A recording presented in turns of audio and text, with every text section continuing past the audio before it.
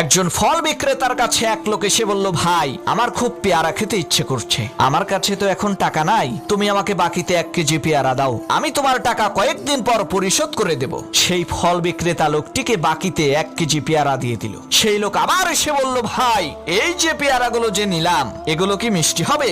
সেই ফল বিক্রেতা বলল, এগুলো আমার গাছের পেয়ারা, অবশ্যই মিষ্টি হবে, তবে আপনার যদি বিশ্বাস না হয় তাহলে খেয়ে দেখেন। সেই লোকটি বলল, ভাই আমি তো রোজা রেখেছি, আমি খেতে পারবো না। ফল বিক্রেতা বলল, আরে ভাই বলেন কি, রমজান মাস আসতে তো আরো 2 দিন বাকি আছে, এখন আবার কিসের রোজা রেখেছেন? সেই লোকটি বলল, আরে ভাই বললেন না, গত বছরের কয়েকটা রোজা বাকি ছিল, সেই রোজাগুলো আদায় করছি।